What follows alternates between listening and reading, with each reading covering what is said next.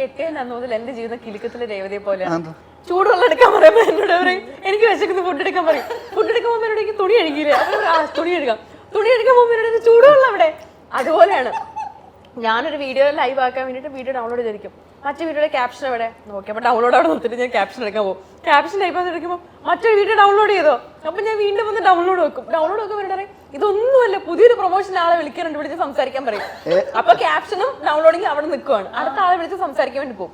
സംസാരിച്ചു കഴിയുമ്പോൾ ഞാൻ മറ്റത് മറന്നു പോകും. സ്വാഭാവികം. അവസാനം വരെ ഒന്നും ചെയ്യൂലല്ലോ. ഇല്ല, ഓരോന്നും മാറി തന്നോണ്ടിരിക്കല്ലേ. അപ്പൊ എനിക്കൊന്നും ചെയ്യാൻ പറ്റില്ല. ഇങ്ങനത്തെ കാര്യങ്ങളൊന്നും ഒട്ടും ഓർഗനൈസ്ഡ് അല്ല. ബാക്കിയുള്ള കാര്യങ്ങൾ വീട്ടിൽ എന്തെങ്കിലും ഒരു കപ്പ് അങ്ങോട്ട് മാറിയ ബഹളമാണ്. ഞാനൊരു കാര്യം പറഞ്ഞിട്ട് പോയ ഒരു പക്ഷെ എനിക്ക് ഒന്നാമത്തെ എനിക്ക് കുറച്ച് മറവി കൂടുതലായി ചേച്ചി. ഈ പറഞ്ഞത് ഇത് തന്നെയാണ് എക്സാമ്പിൾ. ഒരു വീഡിയോ നമ്മൾ ഡൗൺലോഡ് ചെയ്യാൻ ഇടുമ്പോഴായിരിക്കും ഒരു ആവശ്യത്തിന് ഒരു കോള് വരുന്നത്. ആ കോളിൽ സംസാരിച്ചു കഴിയുമ്പോൾ ഞാൻ മറന്നു പോകും ഞാൻ തൊട്ട് മുന്നേ എന്തോ ചെയ്തോണ്ടിരുന്നുള്ള. ഐഡിയലി ക്യാമറയുടെ മുമ്പിൽ മാത്രമാണ് ഇവള് കറക്റ്റ് ആയിട്ടിരിക്കുന്നത്. ഓഫ് ദി ക്യാമറയിൽ ഭയങ്കര പാടാ. പക്ഷെ എന്നാലെന്തോ നല്ലൊരു മികച്ച ഭാര്യയെ കിട്ടിയില്ലേ അല്ലെ? ആളുകൾ എത്ര പേര് ആഗ്രഹിക്കുന്ന ഒരു പെൺകുട്ടിയാണ് സജിൻ കല്യാണം കഴിച്ചത്. പിന്നെ തീർച്ചയായും പിന്നെ